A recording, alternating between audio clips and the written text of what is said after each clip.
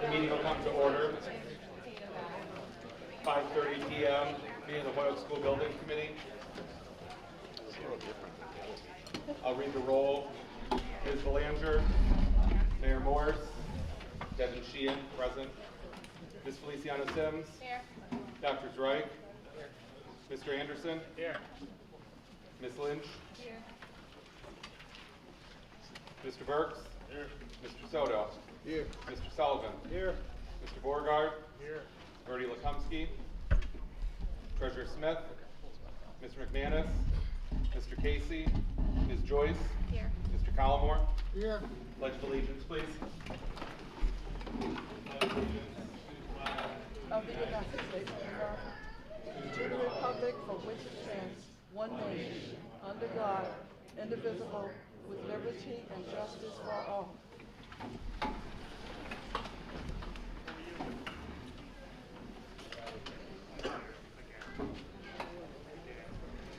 Thank you all for coming out this evening to the regularly scheduled meeting of the Holyoke School Building Committee. I want to give a brief description and overview of where we've been since our last meeting. And we will take public comment at the end and outline some next steps. So as the committee is aware, and if any members of the committee have a question to me or on the committee, just make sure I can see this long table. As the committee is aware, the city of Holyoke had a debt exclusion, the meeting is being recorded, but the city had a debt exclusion vote on Tuesday, which is election day, to be able to fund the school building project that was approved by the Mass School Building Authority at their August meeting. The outcome of the vote was in the negative by the residents of the city of Holyoke, which means debt exclusion did not pass. The city and the school building committee and city administration has 10 days for a response to the Mass School Building Authority of what to do if there is a failed vote. As you know, the project that the school building committee and the Massachusetts School Building Authority approved in August was a two-building model to build two middle schools to accommodate 550 students each and to be built simultaneously in the city of Holyoke. That is the project that the city was approved at the August meeting of the Massachusetts School Building Authority, and that is the project that was on the ballot that had the failed ballot outcome. The certain member, Dr. Zweig, Mayor Morris, Representative Vega, and I will be meeting with the Massachusetts School Building Authority on the 19th of November, which is next Tuesday, to meet with the executive director and to kind of talk about some next steps, if there are any. But at this point, the only business of this committee is that of the current two-building model, because that is the model that was approved by the School Building Authority. I'd ask Dr. Zweig if he wants to speak at all. Yeah, I just want to echo what Mr. Sheehan said. At this point, the proposal that's before, the proposal that was approved by the Massachusetts School Building Authority was a two-middle school building plan. And their expectation is that we're responding to whether there's alternatives to financing that plan. We hope to see what other options and alternatives might exist in our conversation with them next week. You know, we certainly have the results of the vote. They certainly understand that there's a need for new facilities in Holyoke, and we want to exhaust whatever options are possible. We're certainly interested tonight in listening to ideas that folks have, but at this time we can't. We would need approval from the School Building Authority to alter in any way the two-building proposal that we had that had been presented to the building authority, and they had approved based on the educational vision for the school district. They believed it was a strong plan, a solid plan, and that's what they supported. And we're hopeful that there's opportunities for exploring alternative options, but we won't know that until the conversation scheduled with them on November 19th in Boston. We hope to have also a member of the City Council with us for that meeting as well, in addition to Mr. Sheehan, Mr. Vega, Mayor Morse, and myself.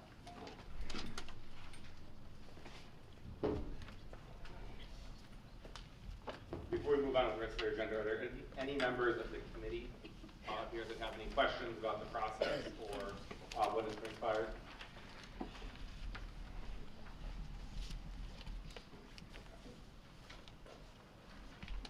So at this point, we will open up this portion of our meeting to public discussion.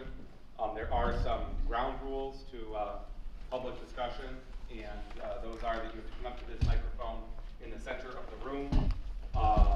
You have to state your name and address, and public discussion is limited to 2 minutes in length by anyone who wishes to speak. I don't know if we will have, as Dr. Zweig said, many answers to answer people, since right now the only thing that we do know is that we are meeting with the MSBA next week, and we are not sure what the next steps are until after that meeting with them, aside from the steps that they've laid out if a project vote does not pass.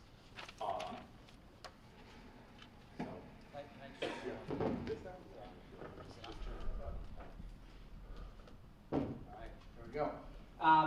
So the other thing I just add is I've really appreciated the level of engagement from the community over the last couple of weeks and months leading up to the vote.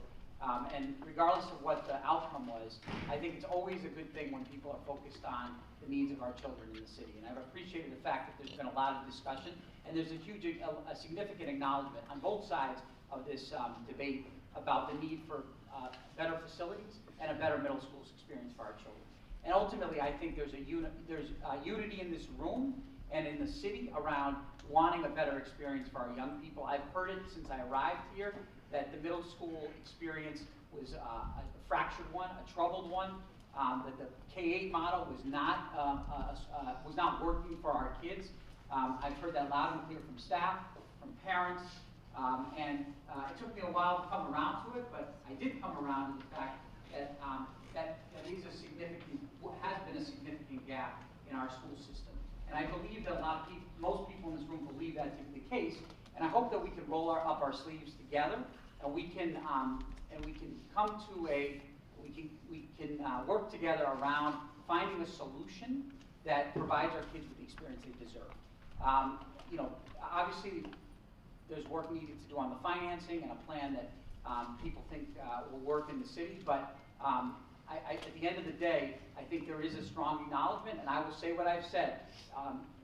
Since this proposal was discussed 4 years ago, is we need a better experience for our children. We have some very problematic facilities, and we have no appropriate middle school space in our schools at this time, right? So with that spirit, I hope that we can work together, and we can come to a place where our kids will get what they deserve for the next 50+ years of schooling.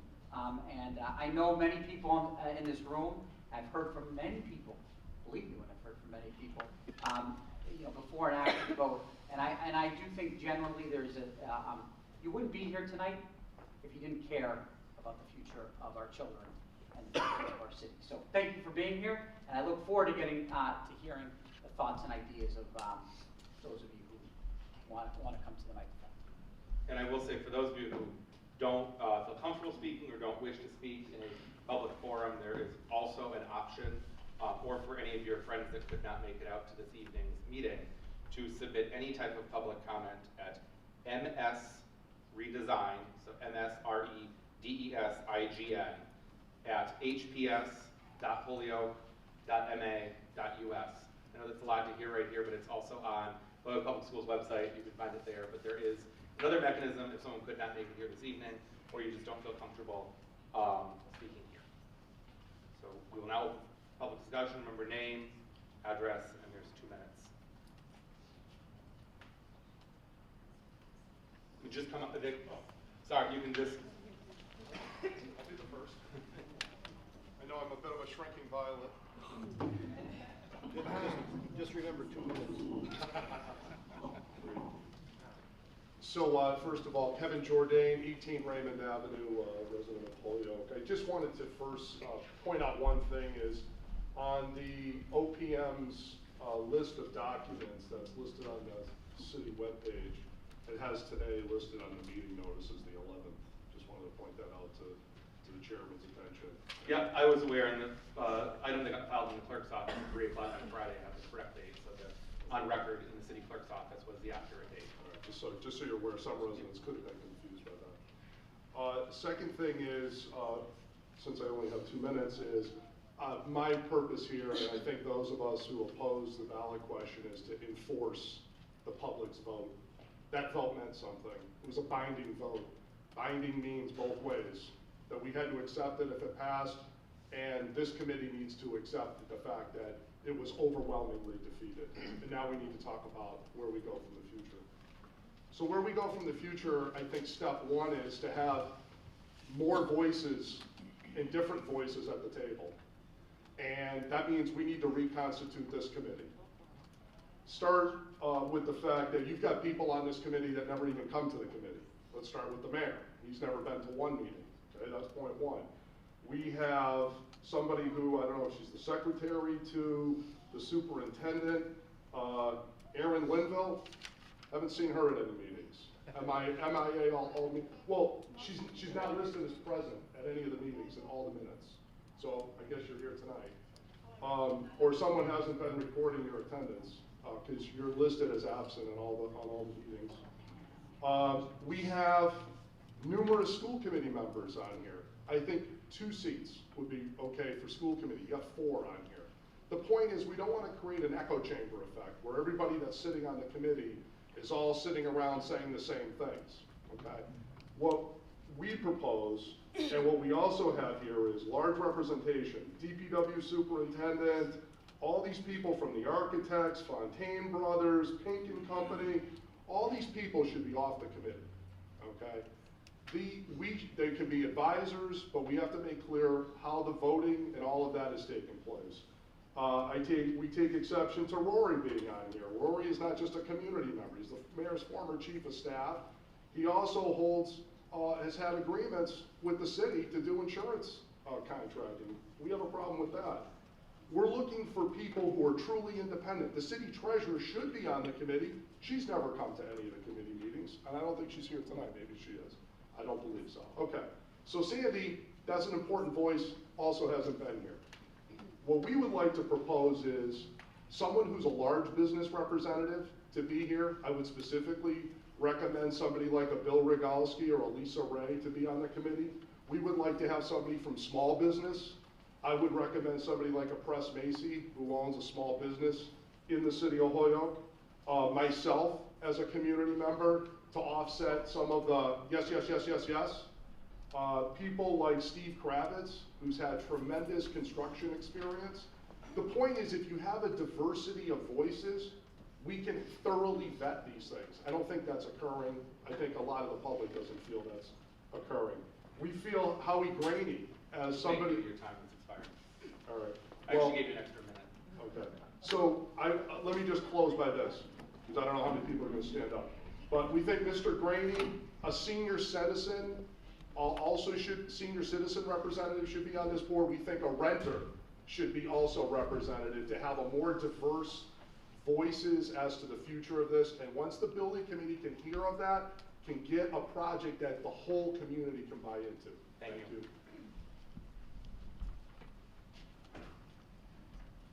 A little shorter. Jose Bo, 70 Lawler Street. I really like what you said. It was awesome. I want everybody to take a look around, take a look to your left. Please look at the person to your left. Please look to the person to your right. You guys too. And tell me if there's a representative of our school system in this room right now. You're right, we do need diversity. Notice Kevin did not mention a parent. Notice he didn't mention the little guy. He didn't mention the family person. He only mentioned upper level folks. We need representation. You look to your left and your right, 83% of our population is Latino. And how many Latinos dare raise your hand today here? 5, thank you, 6. We are not being represented. And the reason it was overwhelmingly opposed was because the wards that have the folks who don't represent, the 5 people who raised their hands voted at 49 and 50%, and the wards who are represented, 1 and 2, they voted at 9%, 10%. That's why it was overwhelming. We don't believe this vote is for us. We don't believe that we're invited into these spaces. That's why we don't show up at the polls. Had we showed up at the polls, this would have been an overwhelmingly win for our children. So this is a farce. And until we can get our people here, this is not representative of Holyoke. This is representative of some of Holyoke. And I apologize, but I'm fired up. Don't come talking about diversity. You didn't mention not one Latino person, not one teacher, not one parent, not a paraprofessional. Thank you for your time. Also, why didn't we do this in PEC? Because we wouldn't do this in PEC because it's not good enough for us. It's good enough for our kids. It ain't good enough for us to sit in PEC and have this meeting. Why didn't we do this in PEC? We do this in a nice little building where everything's nice and pretty. You wouldn't be seen dead in PEC. But it's good, it's okay for our kids, right? I don't really know how to work this. Right there. Thank you for your time.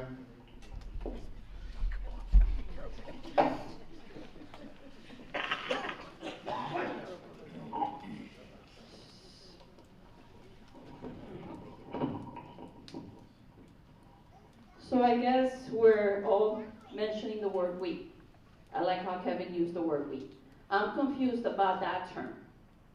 Because I'm an outsider, I moved here from New York, I'm not Puerto Rican, I'm Colombian. I feel like I'm a part of Holyoke now. So when we hear this term we, I want to understand who you're saying we. Because for me, we need to come together as a community to find a solution for those kids. And not necessarily Ethan and Allison, because thank God we have means to choice our kids out or private kids out, but I'm worried about those parents that can't do that. Because that's one of the reasons our districts were not improved, because our families that can will choice out. Our families that can will send their kids to charter school. So the kids that are left behind, I'm sorry, but they're at a disadvantage because the scale tips only one way for them. And those are the kids you guys are forgetting, because in the future, those are the kids that are going to be your CNAs or maybe your doctors. Ideally, yes. So we need to find a solution, not just for the business members of this community, but for everybody in this community, especially the ones that can't vote, who are 6, 7 years old, who on days like today had to wear their coats in buildings because they were cold. Sorry. Can you identify yourself? Oh, Stephanie Garcia, mom of Ethan and Allison Garcia from 210 here in Holyoke. Thank you, Stephanie. My name is Howard Brady, 351 Hillside Avenue. I'm here because I want to unite the community. I don't want it to be a divided community as it has been in the past. Now, if we're going to make this about race, I'm out. Okay? Let's make it about making it better for our kids, better for the people in Holyoke, for all of us that are here. That's why we're here. That's why we're concerned on a night like this. So let's get together and let's get to work and stop the nonsense.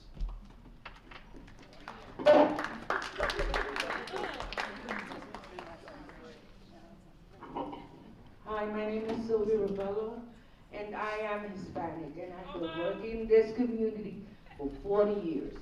And I know there are newcomers that come into this community and haven't heard about a lot of us for various reasons. The reality is that this vote was about all of us, not just, they used that race card to divide us, and that's why it didn't pass. If that did pass, then that means that those buildings that are all boarded up will never come down. Who the heck is going to want to come into the city if the city looks like a dump? There are people in the city that don't even have water to bathe in. We are working under a deficit right now.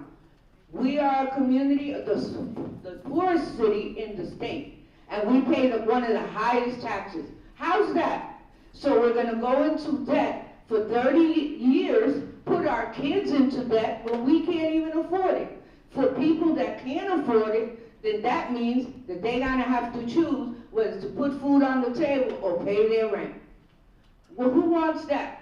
Let's come together as a community, because whether you're black, white, green, or orange, we're all in this together.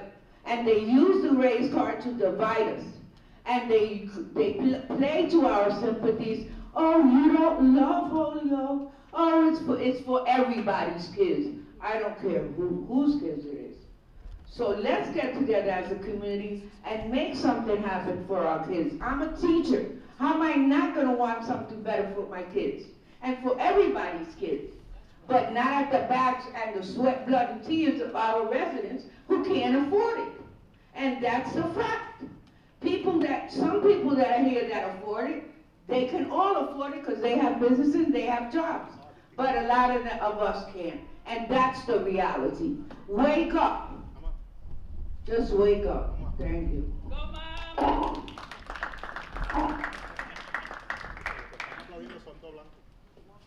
Ay, no, pero yo trabajo con esa gente por mucho tiempo.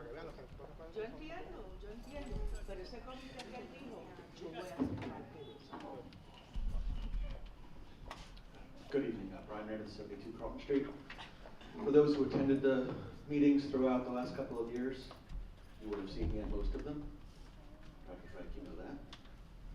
I was a yes. Quickly became a no over the last 3 or 4 months. Because you guys offered no alternatives. There was no alternative. It's 30 years, millions of dollars, but nothing. There was no other choice you guys provided. So think about that, right? So we couldn't get folks out to vote. Those who did weren't sure. Race was played, right? That the race card was played. For lots of fear. But you guys didn't offer any alternatives. So let's think about that if we want to work together. And Dr. Reich, you raised your voice as you said, we have no middle schools. You're right, we don't. My son went to one of them. I have kids in the school system here. And I couldn't in good conscience pull myself to say, I'm going to stick them with the bill for 30 years when there's no alternatives presented. So think about that and try to think of some alternatives and work together.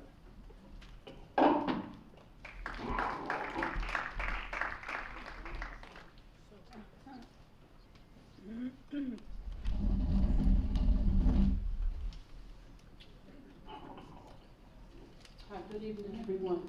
I'm Rosalie Tinsley Williams, Ward 2 School Committee, and I'm here, like Mr. Graney, to bring us together. When people say Black Lives Matter, all lives matter. Puerto Ricans, whites, all races matter. And what we need to do, I'm one of these people who, let's put our money where our mouth is. You know, we can talk for 100 years. We still won't have the schools. And I'm willing to match. I don't have a lot of money, but I'm willing to match somebody's. Because we need to get the schools built. We need to stop being divided. I hate that. I was raised to love all people, not just my race or whatever. I was born down south. I'm gonna make it quick. Being called niggers every day. Had to walk 2 miles to school and 2 miles home. Couldn't go to the white schools. Had to walk to school. Couldn't take the bus. I was 6 years old. And the thing of it is, what I'm thinking is, we need to come together, come up with a way to get the money for these schools. And I'm willing to do my very best. I'll stand out like the Salvation Army if I need to, whatever I need to do. And we can talk all night, but we need to come up with a solution with money to get the schools built. And God bless you guys. Thank you. I need to say something else.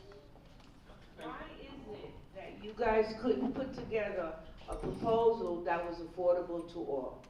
Even if it meant just one school. At least they would have gotten one school. Why did you put together a proposal that nobody can afford except the more affluent?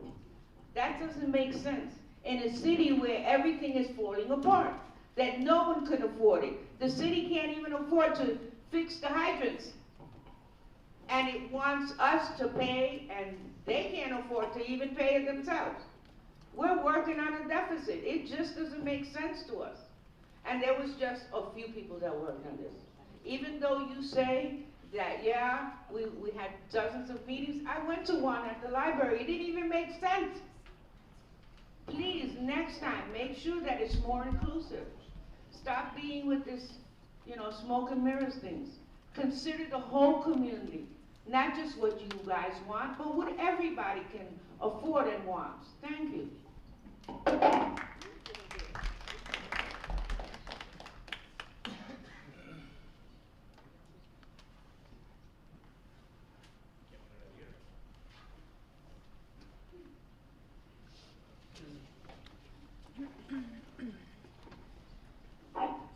Good evening, Joe Doherty, 80 Central Park Drive. I was a yes. I was at a lot of the meetings. Some of you may recognize me. I was a yes vote up until, I think the previous gentleman said, within about 2 weeks prior, I've been inquiring with some of my city councilors, school committee members, and I was trying to find out about the $4.5 million that was referenced. And we talk about the numbers because that was based on the $1 million we're supposed to get back on the yearly contribution, which is another kind of a smoke and mirror thing. It's a good effort. I agree with it, but it still has a lot of hoops and hurdles to get through to make it happen every year for 30 years. But the $4.5 million, I was trying to find out the savings. I was told it was due utilities savings. But then I realized that the city of Hoyoke only spent $2.9 million in all of its buildings and utilities. So I asked the question, does that mean staff layoffs? And I got nothing. I was told, research, you can find out where that $4.5 million is coming from. Since I was unable to get any clear answers back to any of those types of questions, I started getting cautious of it. And it's not only just a affluent section of the city versus a non-affluent, a renter versus a homeowner. I'm a homeowner, and the rebuttal I got back, and there was no one from this committee, but was, someone looks up my name, someone looks up at my field card, someone says you can afford it. It's not the case of whether or not you can afford it or can't afford it. People don't throw out money just to waste it for 30 years. You just don't do that. You gotta invest properly. You gotta make sure you're investing in the future. It's just not $240. Because don't forget, we got a 5% increase the previous year in our tax, on our, the tax base increased. For me, that turned out to $15,000 a year. So you times that times $19.16, it came up to $280 extra. I just got hit with the tax increase. And then I'm only told roughly using the yes vote calculator, $243. So I figured I'm not gonna go by the no vote calculator because they were real high. That one was low. So I went somewhere in the middle, about $450. And then at the yes meetings, the biggest thing we were talking about was the fact that we're all going to get and enjoy another increase next year because the values of our properties are going up in the tune of 4 to 5% again, which equates to another, for me, $17,000, which equates to another $300 in additional tax revenue. So in a 2-year time frame, that was, for me, was $800 a year. Now, we're not even talking about CPA yet, another 1.5 on top of that. So the 4.5 million, if that was a true number that I could actually look at and see, I don't even need specific details. Without doing staffing decrease, there's no way you can get to that $4.5 million. If anyone can answer that question as to where that $4.5 million, give me a ballpark breakdown of where that was coming from, then I would have been a definite yes. And I would support it in the future. I support new schools now. There's got to be a better way than having these ways of just saying, well, we're going to try to save 4.5 here, we're going to try to do that. You can't plan a budget based on that. You have to plan it on what you have at hand. In the committee, sorry, I read every minute. I read every minutes that was going up there. I watched every attendance, and I'm the same thing with Kevin. I saw who was showing up and who wasn't.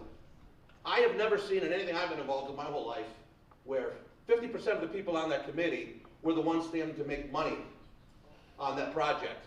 And every time I asked a question as to why we went over the 80% rule, or we didn't get the 80%, was because we went over in certain areas, in a lot of areas. And they said it was based on the input from the committee. But nowhere in those meeting minutes can I find anybody making input about those changes. So somebody made the input. To me, it was probably the contractors, the designers, the architect. No offense if you're here, you're in the job of making money. And I understand that. But it's got to be a more open process. It's got to have these people on the committee to help out. Thank you.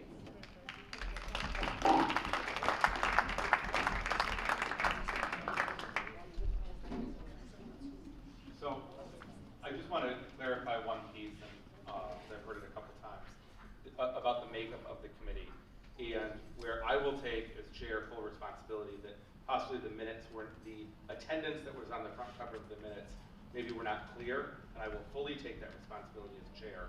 But the only members of the committee are the people that were sitting up at this table that had votes on the committee. Yes, there were absolutely other experts in the room that we would have discussions, and I will tell you that none of our committee meetings were like this. They were meetings where we sat around square tables and just a boardroom style table and discussed and talked to the presentations. But the only members of the committee were the people that I called out in roll earlier. There were many other members, many other individuals that would attend, but they did not have a vote as the committee proceeded. And the Mass School Building Authority actually sets many of the parameters for who can serve on the committee. And I will actually share that with everyone so they know, and are just aware of that, because I think there's some confusion there. What they require is someone who has a MCPPO certification, which is a Massachusetts Certified Public Procurement Official, and that role was filled by Lori Belanger, who's the Chief Procurement Officer. They require a local Chief Executive Officer, which was the mayor. They require a school committee member for the impacted areas, and that, since we had two projects, that was Ms. Feliciano Sims and Mr. Burks, who were on that. I was the chair of the committee. I was also a school committee member on it. They require the superintendent of schools, which was Dr. Wright. They require a local official responsible for building maintenance. That was Mr. Anderson. They require a school principal / leader, and that was Ms. Lynch, who's a school supervisor. They require a member knowledgeable in educational mission and function of facility, and we opened that up to, it would be typically a teacher. We opened that up and did not have anyone really step forward on that position, and that Mr. Burks, who, yes, is on the school committee, is also a middle school educator, a special ed educator, took that. They require a local budget official or member of local finance committee. That was Mr. Soto. A member of the community with construction experience, and that was Mr. Sullivan, who's also a city councilor. A member of the community with engineering experience, and that was Mr. Beauregard, who's a professional engineer. A member of the community with architectural experience, and that was Ms. Verdi Lekumsky, down to my right, who's an architect. The city treasurer, as we mentioned.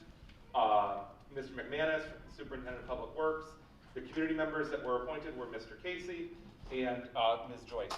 And that was, it was made aware that we were looking for members multiple times through the mayor's committee appointment process, of which people get appointed to Conservation Commission, Licensing Board, like all those other committees. So those were the voting members of the committee.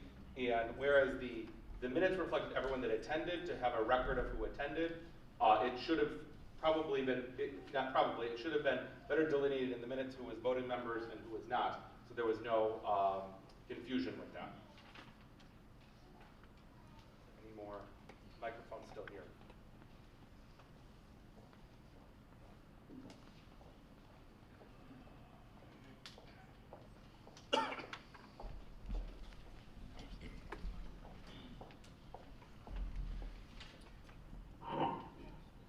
Good evening. My name is Darlene Elias, and I'm a resident of 17 Clark Street. And I've been in my residence for 18 years, and I've lived in Holyoke for 40 plus years, and I'm a graduate through the Holyoke school system. And I have grandchildren who are going to be attending the middle schools, hopefully. What I want to, I'm thinking back when the school system came in and took over, and receivership came in. My question is, when you arrived, when the state arrived here, your basis and your premise was that we were an, how do I say, underperforming community, we lacked resources, we needed additional help.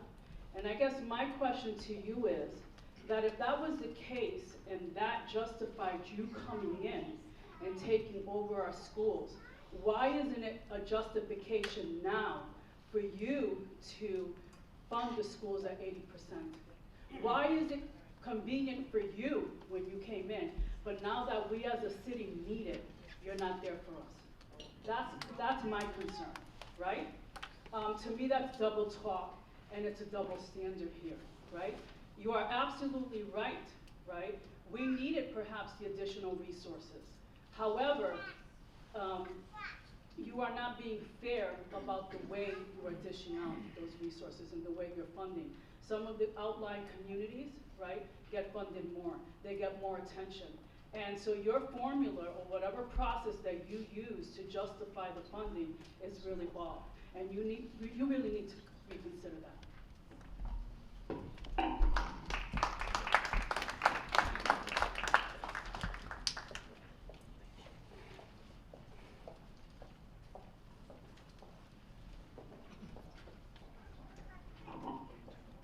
My name is Stephen Rosenbush, 1155 North Hampton Street. Mr. Zreich, I would like to ask you and the other members of the board to take this last vote as a repudiation, not of the financing of the school, but perhaps your approach to education. As I've been a resident of Holyoke only 10 years, but as I walk around and talk to people, what I'm finding is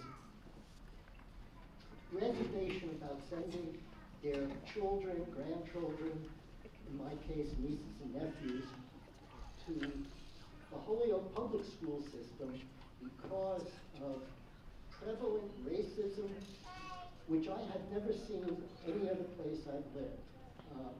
2 years ago, we had an incident with a 18-year-old unwed mother talking about, I hate white people, can't you see my hate? And she talked about hers. Alex said it was her experience. It was not her experience. She's not a historian. She doesn't know the history of Puerto Rico. Her facts were wrong. As far as I know, she was never disciplined, and students who tried to walk out were sent back. What I'm asking is for the school committee to take this repudiation of the financing and step back and say, how do we best educate our kids, not how to best build a new building. I am not convinced that my neighbors would not prefer charter schools.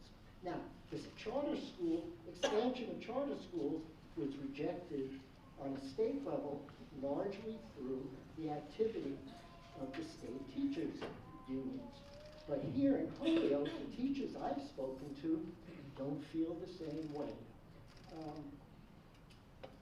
I do not believe in authoritarian centralization of education with curriculum set in Boston, whose problems and culture is very different than our culture here. I think our citizens deserve a choice. I live in Ward 7. Many of my neighbors are not rich. I see two parents working to afford the tuition for a 10-year-old boy. The mother has a glamorous job cleaning other people's houses. They're sacrificing to provide their child a Catholic parochial school education because they know the Catholic parochial schools will not tolerate I hate white people. Racism is ugly, whether it comes from whites or whether it comes from blacks or Puerto Ricans, and it's a problem that is not being addressed. I have read, and you may be, okay. I just want to finish by saying, I don't think Mr. Zreich knows our community and our people, and I think we need more input into what is best for us.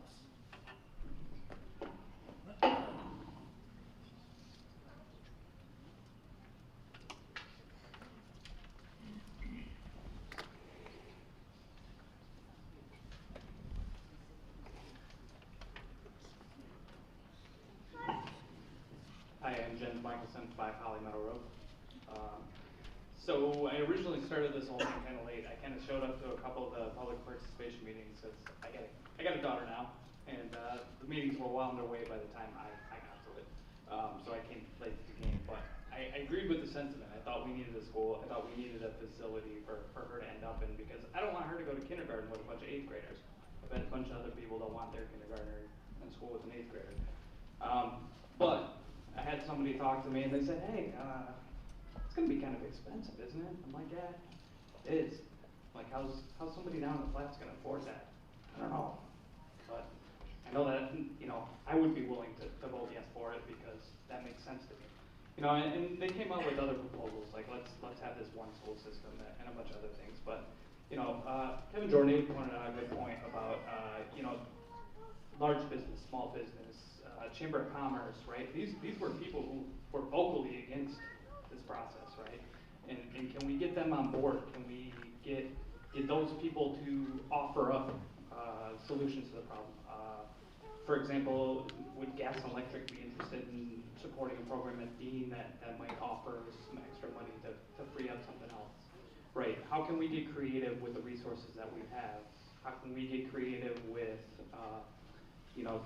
the restaurant owners? Maybe we start fundraising up front and maybe we cut down the cost later. I know that's not a solution for right now, but maybe a little bit at a time we can make a big difference later. Thank you.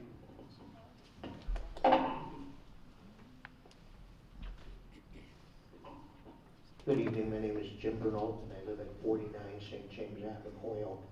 And I wanted to talk about why I ended up at no.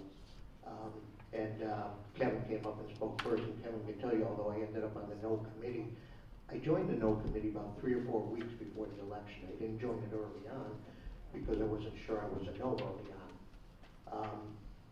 But in the last, one side of it was straight fiscal and my fiscal. My house has been reassessed twice, as people have talked about. We added the restaurant tax a few years ago. We added the CPA a few years ago. My water rate is going up. My sewage rate is going up. And because of some severe health difficulties, my wife really only works very part-time. So, we're almost a one-income family, which is, not your concern, it's mine, but it's something I have to be concerned with. But the other side of it was, as the debate went on, when I was first watching from the sidelines before I became a no, I really felt as though the people that were proponents of the yes vote did not give us clear answers.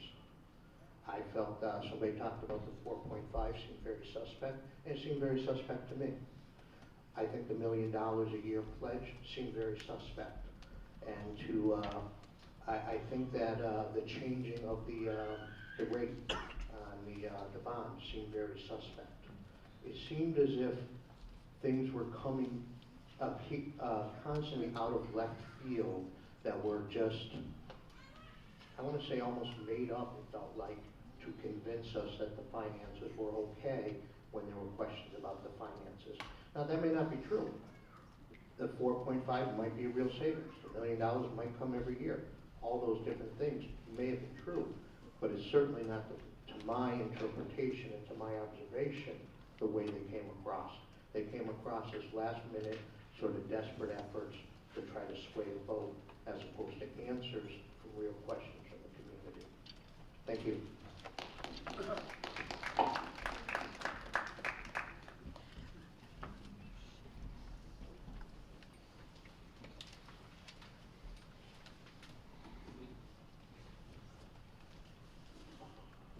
Hi, Linda Pratt, 39C St. Colby Drive here in Holyoke.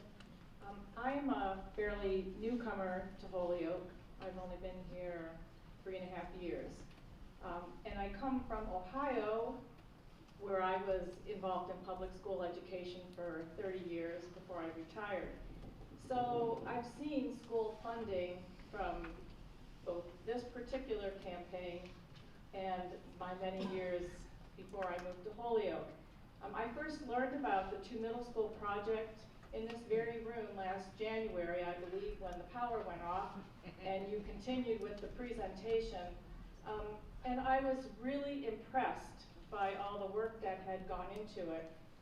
So no matter what happened during the campaign, the outcome of the vote, I think that the model that I heard about that night and the decision to try to go with 2 middle schools so that all middle school students in Holyoke could have access to the same kind of facilities and programming I think that is something really valuable, and I hope it's something going forward that we can figure out a way to accomplish. So, thank you.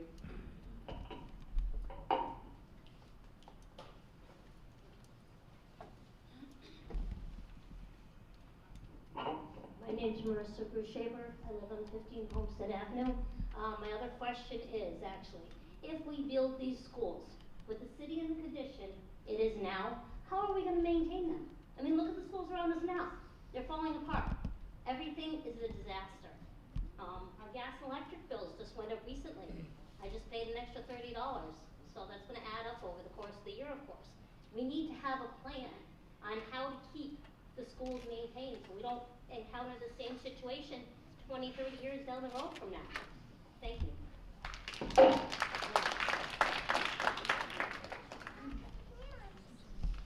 Seeing no one else for public comment, I'll just ask the committee now if there's anyone else here that has any questions or what next steps.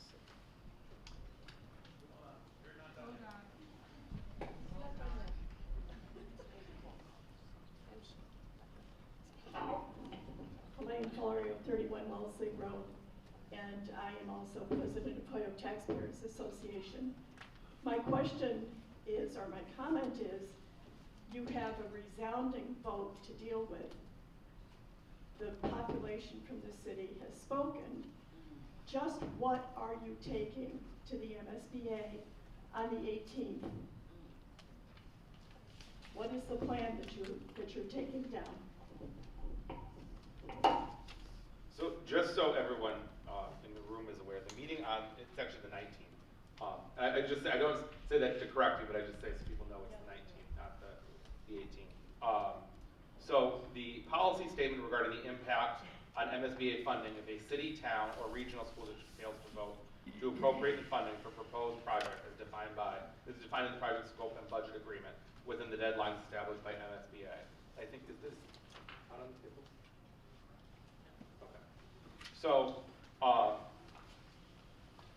as you know, the budget that we submitted to MSBA, and I will share this with anyone, and it is publicly available, and we can get it out to everyone, but I'm going to skip to the third paragraph that says, in the event, and many people have seen this over the past few weeks, it says, in the event that a school district fails to approve funding for a proposed project within the 120-day deadline by no later than 10 business days following the failed vote, the school district must submit to the MSBA a plan that 1, presents the vote results, 2, explains the school district's understanding of the reason for the failed vote, and 3, sets forth the school district's plan to remedy the failed vote and suggested timeline for such a remedy. The MSBA will review the plan and determine whether it can continue to set aside MSBA funds for the proposed project. However, a failed vote likely will result in the school district being required to submit a new statement of interest to the MSBA and await an invitation from the MSBA to enter the eligibility period phase of the MSBA's process. Now, when this originally came out, when we were talking about this, we reached out to MSBA, I think back in October, and asked them, especially for number 3, we know what presents the vote results are, and we know, I mean, I don't know how you tell them why it failed. I mean, it's understood in number 2 of why that failed, but number 3, what the plan can be. And we simply inquired, can the plan be building one school? Can the plan be going back to the drawing board? Can the plan be a number of different instances that we gave them? And the result was that the plan can include, similar to other communities have done, another vote planned within 120 days. That's pretty much, and I mean, obviously, I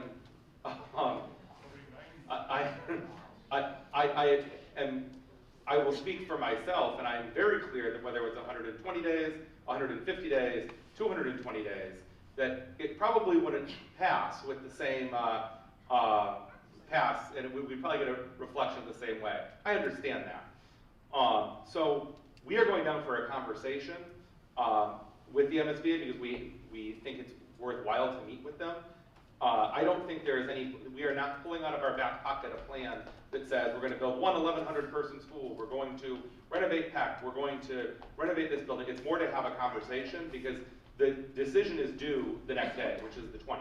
That's our 10 days because of the holidays and the weekends, is the 20th.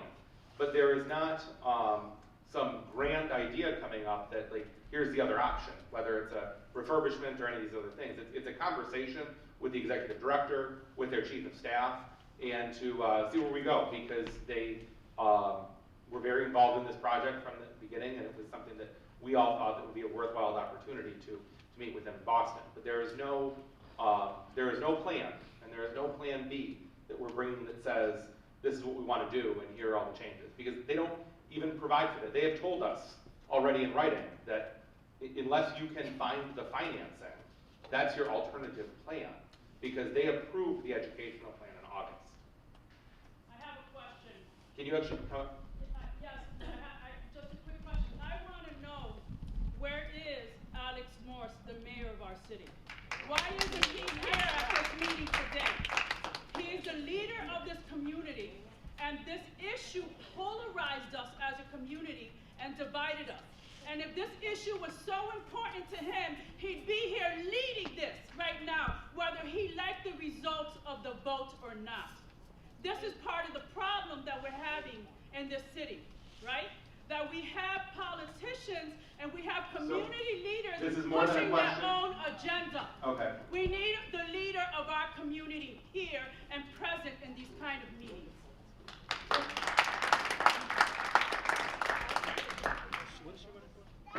Since Ms. Flora was the last person to come up, it seemed, I'm going to see if any other. I'll do that because you're not asking if there's anybody who's the last. I mean, no one else came up. I mean, I was. No, you didn't get a chance. So, thanks.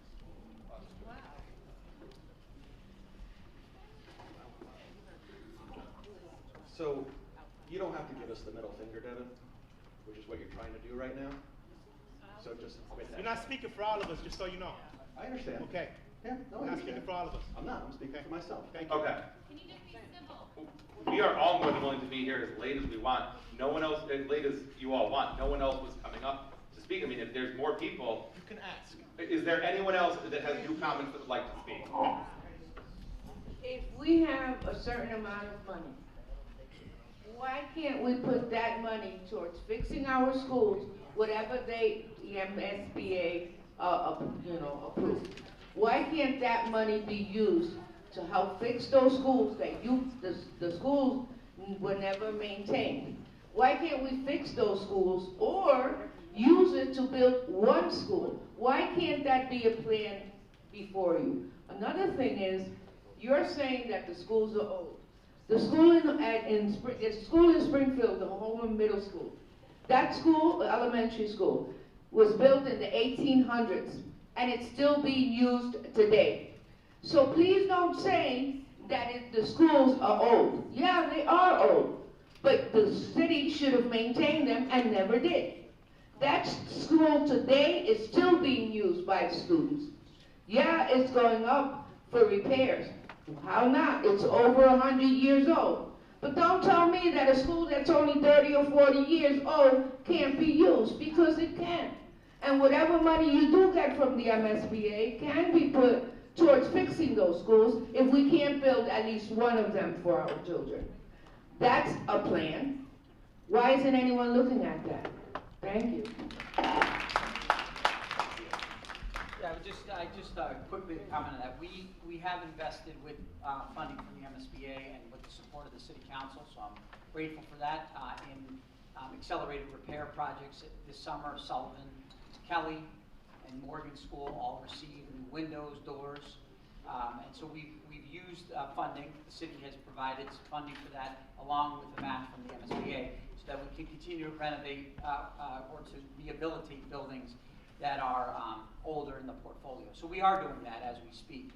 We weren't going to do that with buildings that we were hoping to replace, like Peck and like Lawrence and Metcalf, but we were doing it with buildings that we knew we needed to hold on to, that are in better shape. And I wouldn't say all our buildings are in, there's a variety of different states, and we've invested, and the city's been very generous.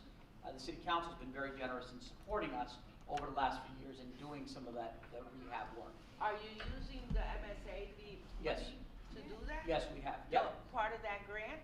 Yeah, it's a different grant It's for a different accelerated grant. repair. So why can't the grant for the two schools how grants be work. used? Yeah. So They also have 10 days to, Okay, so as was stated in the beginning, this project, that when you look at the MSBA, is a project for the 2 new middle school project. If the district were to decide that they wanted to submit possibly for a refurbishment of a school or one school, that would have to be a different project. And the statement of interest period, I think, opens up in January. Yeah, I think from January to April or something like that. The date, I don't know the dates for when it ends, but it opens up in January. And the city could propose a project that would be a different project. But this plan that we have, the funding that was provided by the MSBA is for this plan, which is the 2. We have the ability in January, if the city council agrees, to submit a statement of interest for any of the buildings, for one of the buildings, for whatever, rehab on any of them. We have that opportunity just like every other district in the Commonwealth does in January. the statement also Okay, says if, I think we have a that you speaker. can modify that plan and then submit it. She was actually next, Mr. Rick, she was next. Yadila Rivera Colon, 70 Lawler Street. I think that for the many people that I talked to who opposed the plan, it was about opposing the plan, which I understand. The plan didn't seem transparent to many people, and I can see how they could have that impression. But this was against a plan, it wasn't against our kids.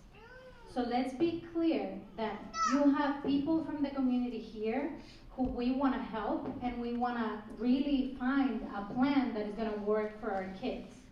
That being said, one school is not going to cut it. You can't have one building with a ton of different kids that you are going to have the right space for special education, for English as a second language, for all the different resources, and have the professionals that you need in order to be able to keep the school running. Therefore, we need a plan for both schools, and we need something that it is going to work, and we need something that the community can get behind. That being said, building schools does require money, and grants, you can't really just change whatever you want and resubmit. That's not how it works. It's only for one project, and depending on what the project is going to be, you get a grant. If not, if this was shut down, okay, then if we're going to reapply for a grant, we're going to the back of the line again with a new project, and it's again going to take time that our kids don't really have. We have buildings that are basically almost catching on fire every day whenever you turn on the heater. We have these classrooms that are with so many kids, and we don't have all the professionals we need, because you can't have one professional who can take care of the needs of a kindergarten compared to the one that is going to be in 8th grade. So we need something that we can all get behind and really move forward and forget about the vote already happened. The things that were wrong already. Let's move forward and actually have a plan that we can get behind. Thank you.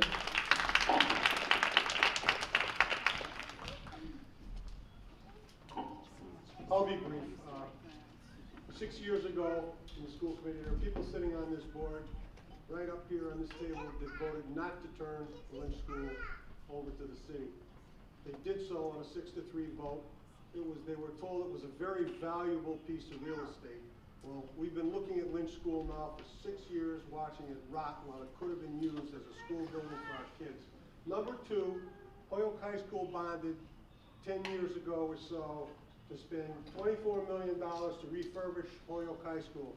They refurbished it for $24 million on a bond. That bond is paid off this year. That school is a very viable school right now. It was built in 1964. Lynch School was built in 1953. Peck School seems to be falling apart. It was built in 1973. I know, I was a teacher that opened it. So what we need to do is take a good look at the resources we have. Instead of using an open-ended vote that would leave unlimited resources to be spent, we need to put a cap on it. We need to formulate a financial plan that can work for everybody, and we need to provide a quality education for our kids. Reading, writing, and arithmetic, and make sure that they are getting the fundamentals of education. I taught school for 35 years. I don't know what's going on in the school system today, but I hear stories, and I don't want to believe them. But I'd like to see us turn the school system around, provide for our kids, all our kids, and make it a better place for Holyoke, because they're our future. Are there any other?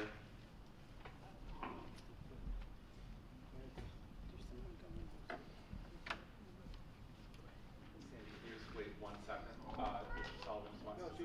Oh, okay. What you said, okay. Go ahead. Thank you. Sandy Ward, 56 Novichok Street in Holyoke.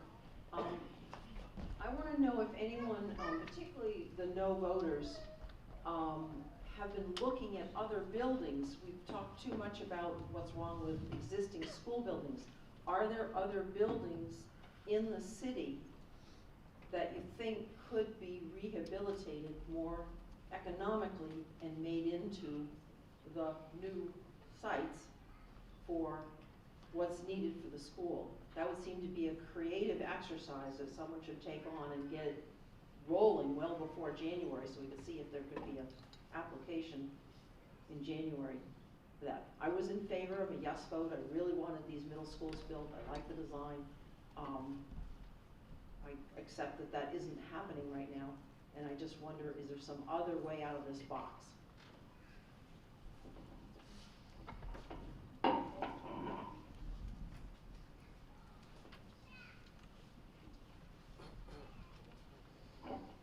Kevin Jordan, 18 Raymond Avenue.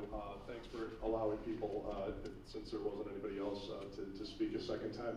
Just want to come back to the point of, you're going to go to the state, unless they're going to give us additional funds to fund the 2 middle schools, it's just not affordable. Or you're going to go to 1 school and they're going to fund that at a greater percentage so that you don't need to have a debt exclusion.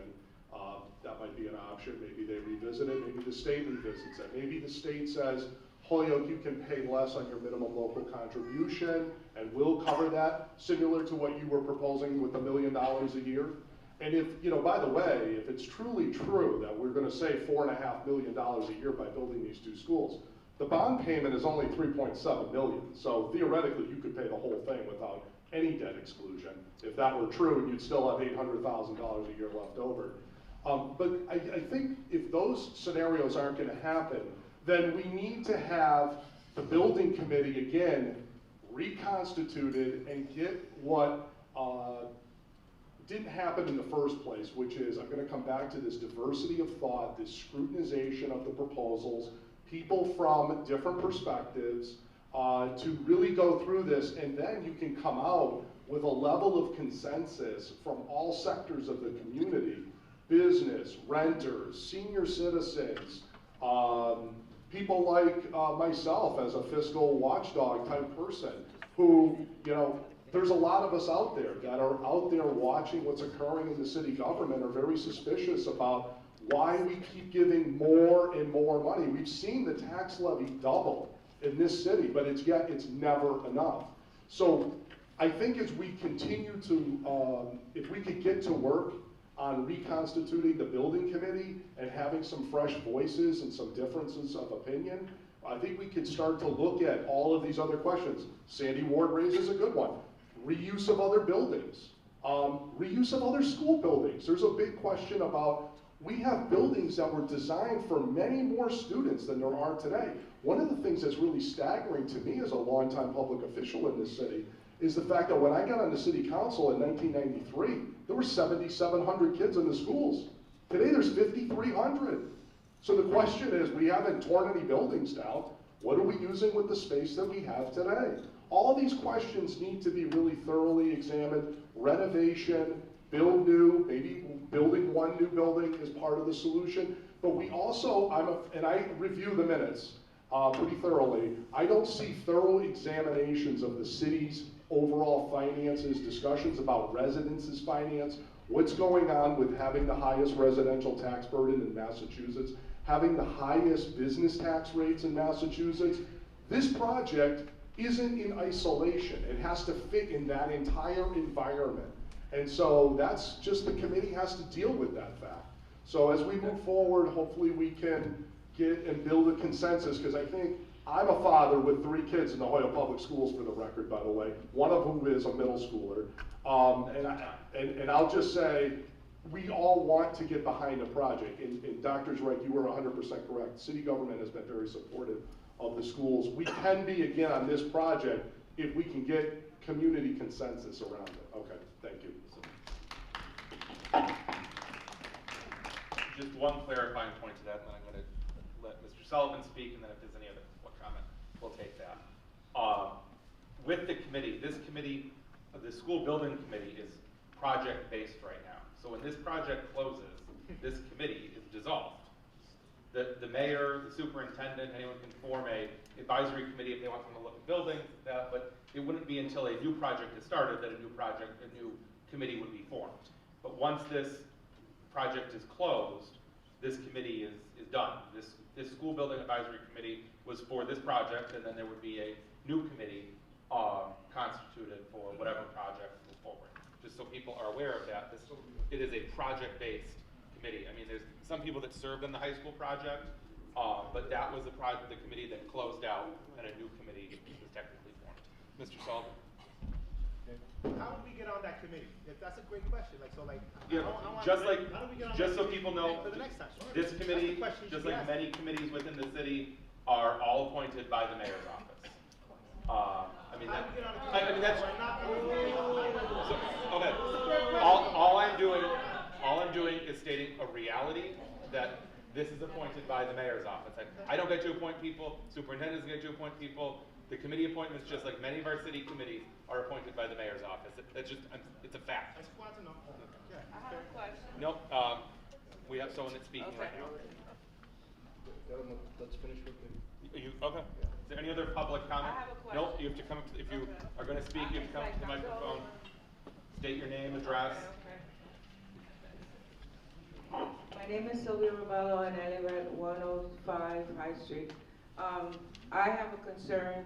You guys are saying that the schools are no good, there's no heating, there's a lot of code violations. If there were so many code violations, if the schools were in such bad shape, they would have closed them a long time ago.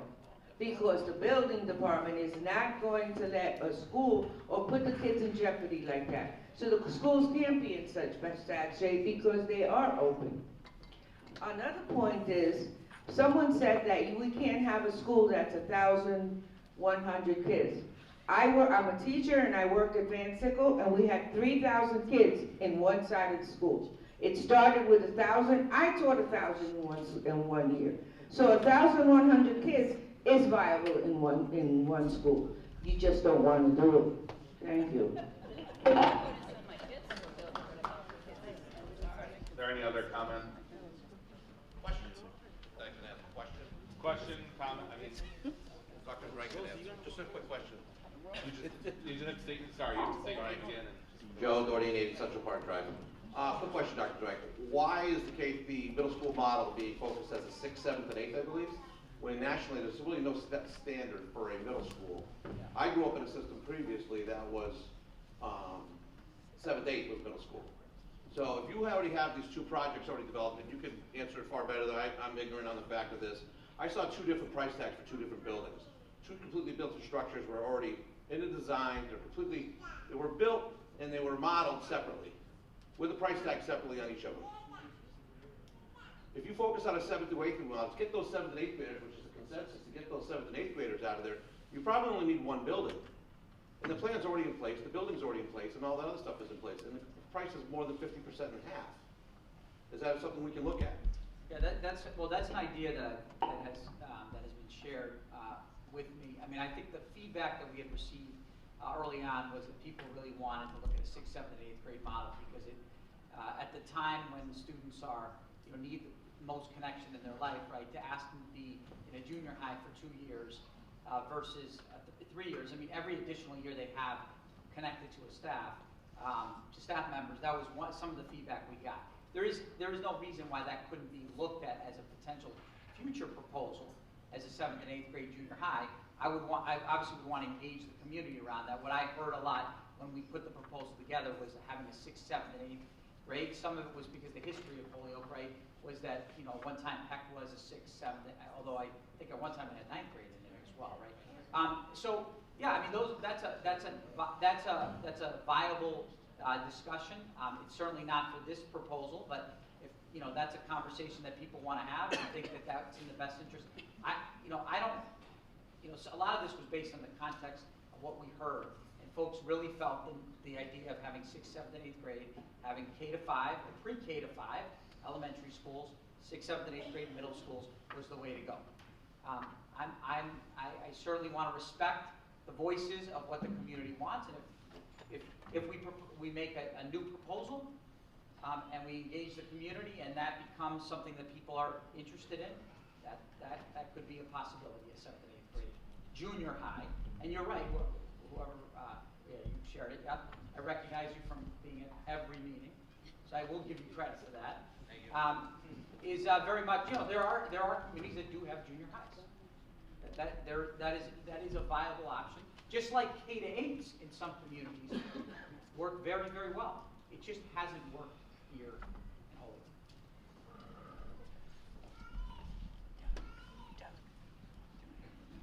in Holyoke.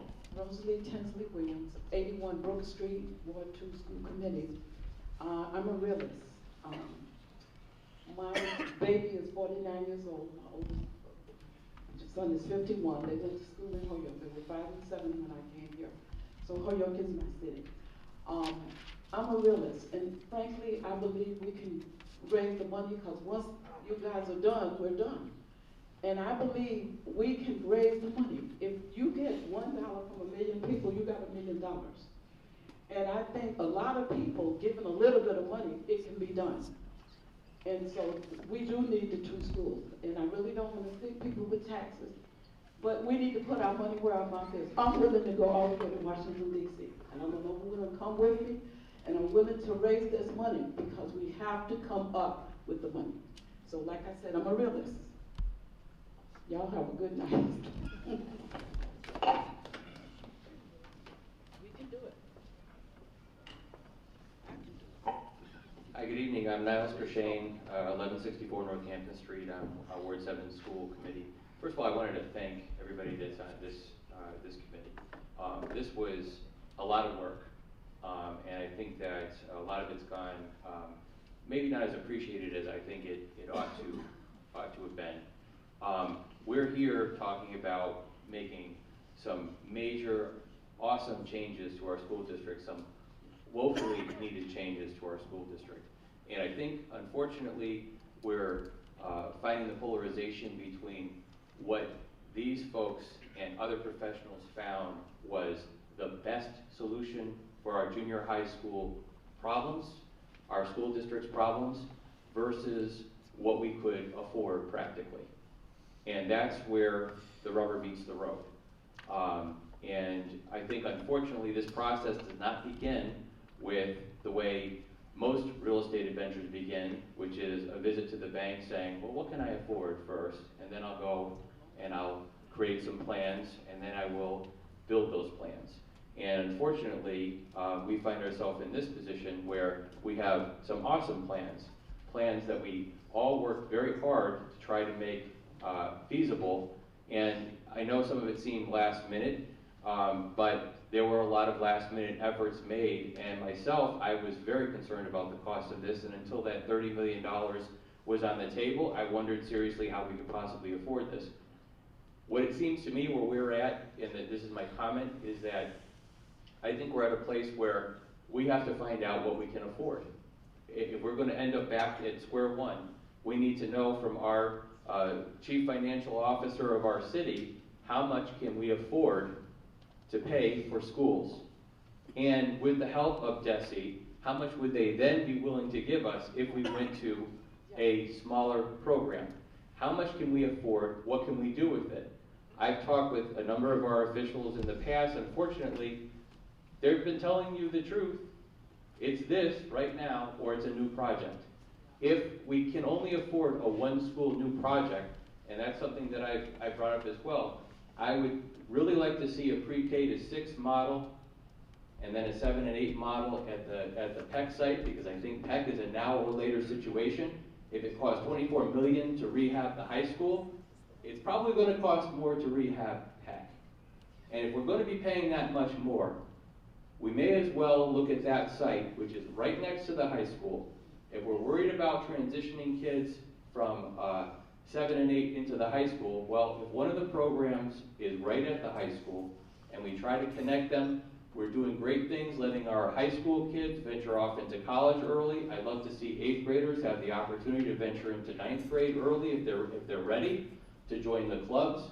In my opinion, these two sites were never equal sites.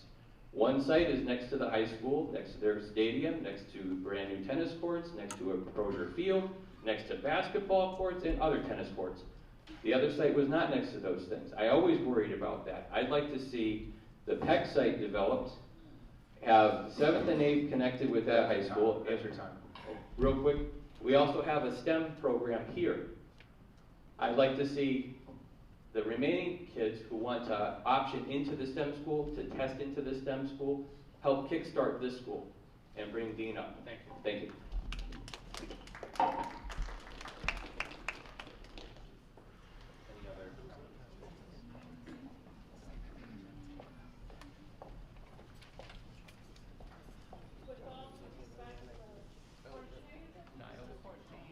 Shane, I'm sorry.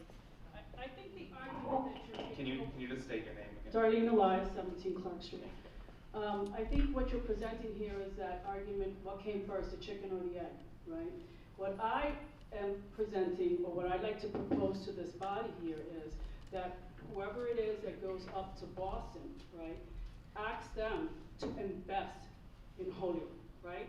This was the slogan, invest, yes to invest, right? Invest in Holyoke. Boston is not investing in Holyoke, right? Once they decide to invest in our city and our community, then we can come back and say, this is what we can do, this is what we will support, and this is what we will do together. Any other?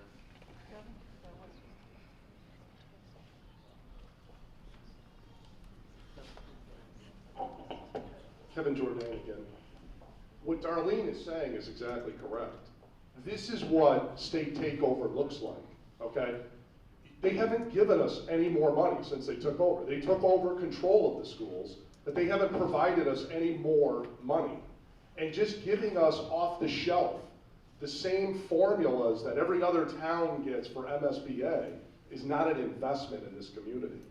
They wanted to run the schools. They took them over 5 years ago. They sent down a receiver to tell us how to get it all done. Well, guess what? You gotta come with the paycheck to do it. You gotta come down with the checkbook to make this all happen. Because, quite frankly, coming down to Holyoke, with all due respect to Mr. Zweig, or it would be any other Mr. Zweig that would have came as receiver, you can't come down into a community and say, you, Holyoke, one of the poorest cities in the whole Commonwealth, we've come up with a master plan. We're gonna jack up all your taxes and you're gonna pay for these new buildings.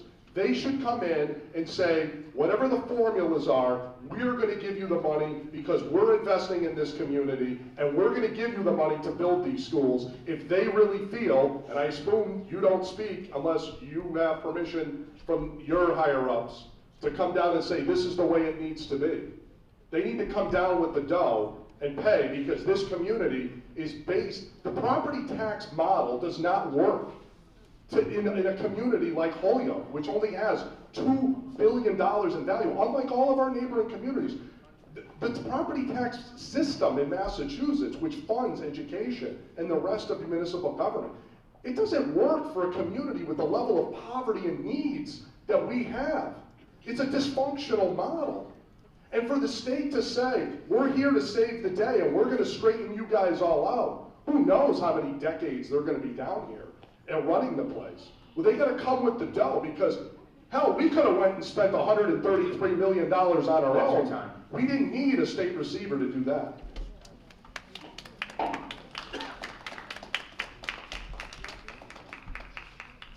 All right, so I here with, my name is Stephanie Garcia. Again, mom of the twins, 2 Don Ave, here in Holyoke, a transplant from New York. My question is to you guys, everybody in this community who's been here years and generations and generations. At what time do we as a community support the schools? Because if I'm my understanding correctly, about 30 years ago, every department was funded except the schools. And then Darlene saying, where's the mayor? Let's take the Kevin Jordans out. Let's take the Alex Meyers out. And let's worry about moving the city forward the right way. by making the right decisions. Not by appointing people to committees because we know them or they're family members to us, but because they have the right knowledge to make those decisions, and they have the background and the knowledge. That's the only way this movie is going to move, the city's going to move forward. And that's not how it's been done here, I'm sorry to say. And yes, I might be angry because of the background of my history of my husband, but at the same time, he told you guys 8 years ago that we needed to do this, and you guys all turned it down. People get appointed to committees that basically don't have the expertise, and then we wonder why things happen. We as a community need to do what's right, and let the people that is right to this community, that, like Kevin says, that has a very diverse background, that has the knowledge, but that's not what we're doing. And we're going to continue to fail the kids because they're not the ones that vote. All the other departments, all the other projects somehow gets passed. But when it's something with education, it always gets turned down because those kids can't vote. And a lot of the other families are able to choice out. So I'm asking everybody in this community to come together. For those kids that can't vote, for those kids that have no parents, that are in shelters and are homeless, that we are responsible for them as a community.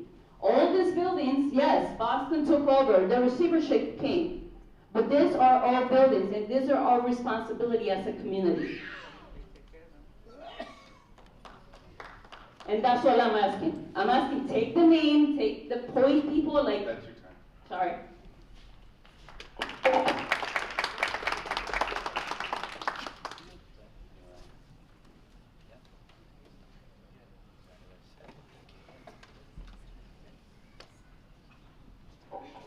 Marissa Brushaber, 15 Homestead Avenue.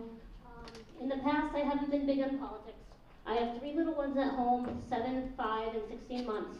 And something told me this year that it was time to start learning about the candidates and stuff. I was very disappointed after the election though, because I did all this research and tried to figure out who would make a difference the most in the city. And I voted, thinking this is the right thing to do, all excited. And come to find out, what I said really didn't matter. Because everybody just voted all the same old people in positions anyways.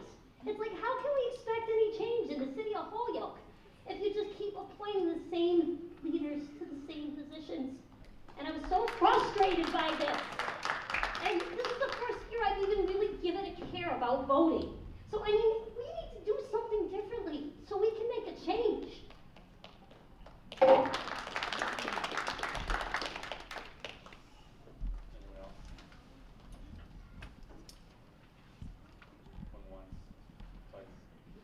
Closing public comment. The committee's going to have comments.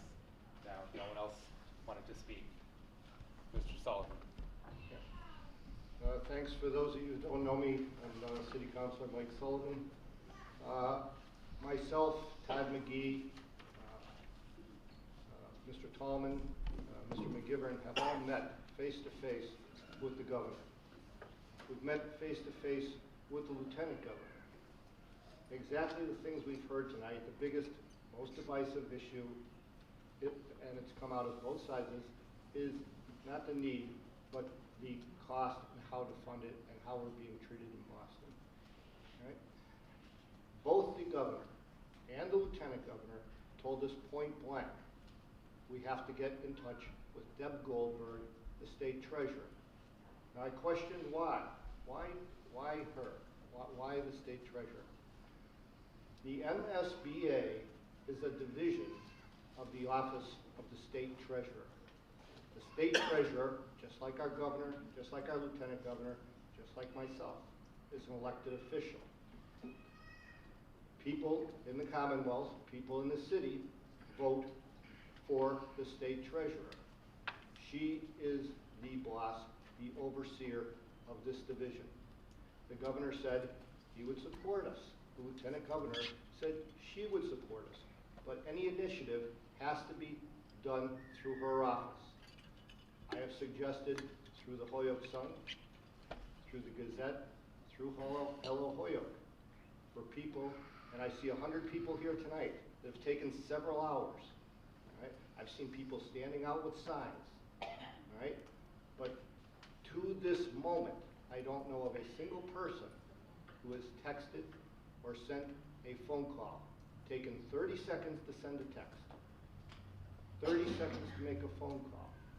We had 7,000 people vote, yes or no. 7,000. If just 10% of those people called, that would be 700 calls into her office.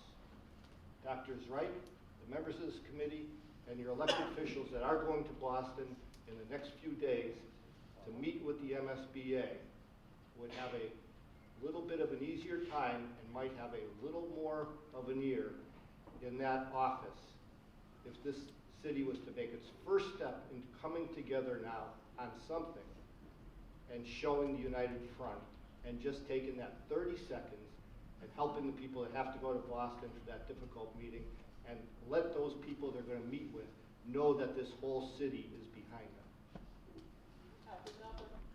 Mr. Burks. Oh, thank you. It's out there. It's the state treasurer. It's on the Hello, webpage. all right. I'm Dennis Burks. I've been on the school committee for about 10 years. I'm on this committee also. I thought that the two-school plan was a great plan. We do need the schools really for those students. I thought two schools would be better than one as far as managing students in schools and as far as having schools in different sections of the city as well.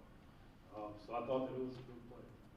I want to go back because something was brought up about where we were before. So I'll go back to Lynch was brought up before, and why wasn't that restored? And we did have a vote on that. It came to the school committee a few years ago. I voted not to give it back to the city.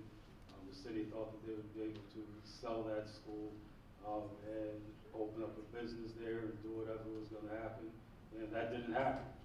The school committee went back, and I'm bringing this up not to place blame just, but to look at something as we sit here, where we are now, where we should be moving forward.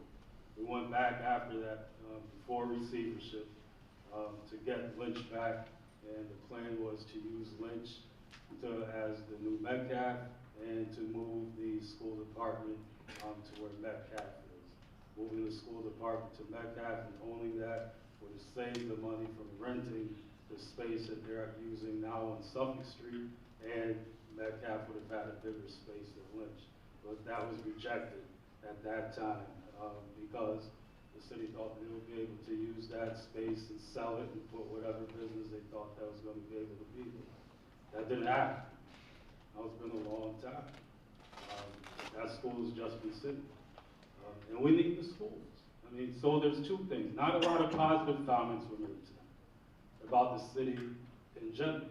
You know, we talked about fire hydrants, water pipes, decaying buildings, as well as the schools.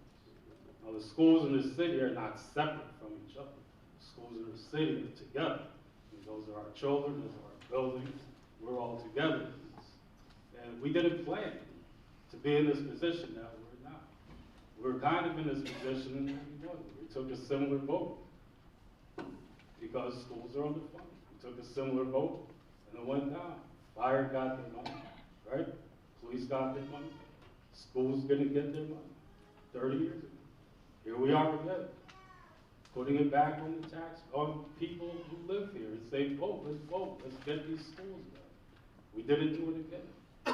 So we didn't plan it. Looking at Lynch, my point is we didn't plan to be in this position.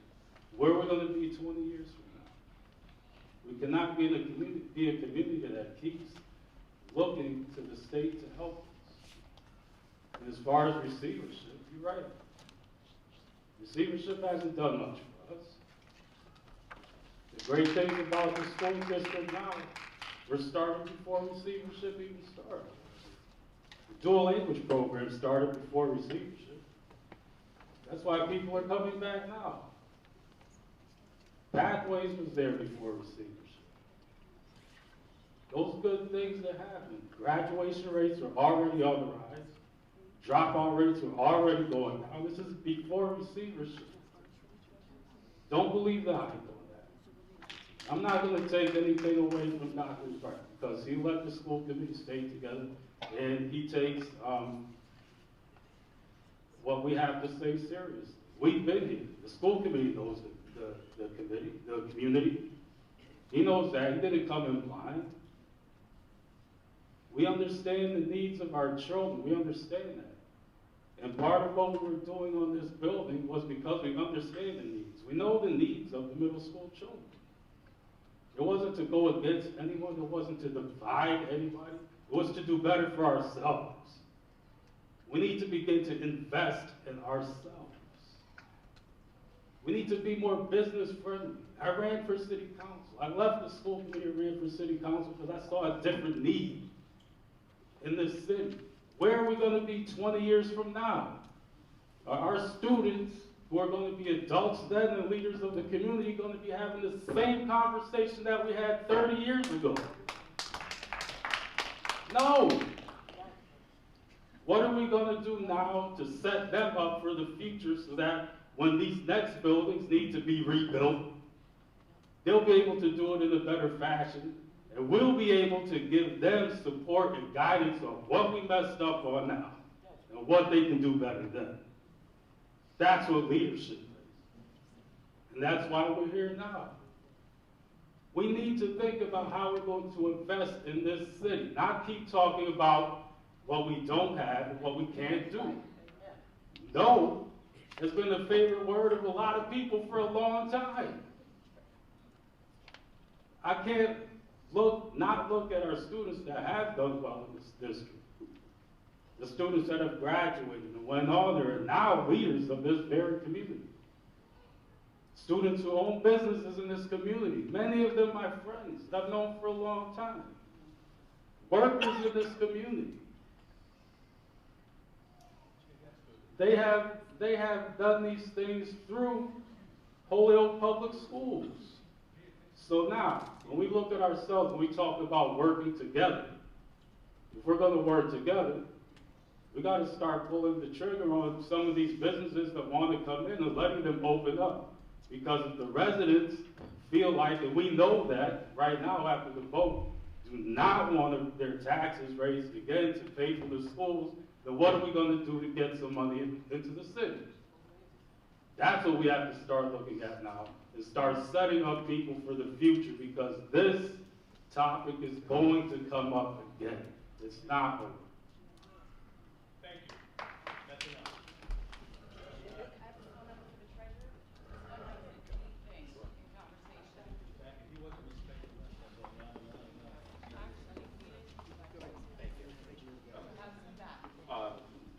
So I do have a number for the treasurer. Yeah, there could be more information on the website. Actually, Ms. Moriarty is actually from Senator Helgeson's office, so thank her for that. But it's 617-367-3900. Go a little slower, please. 617-367-3900. However, as she mentioned, you can take a look at the website too. She just couldn't access it in the building. So thank you. Anyone else from the committee? So this concludes our meeting tonight. As we said, that we are still, as far as the building committee is concerned, we are still dealing with the project at hand, and we will update the community and the committee members as this goes along. Would you get a motion to adjourn? What do we know now that we did before we do? Can we summarize some of the assumptions of the meeting so that I'm not copying like we made some steps? Is there anyone willing to summarize what has shifted? Some of this is excellent, but I'm still not sure where we stand in terms of things. Anyone care to summarize?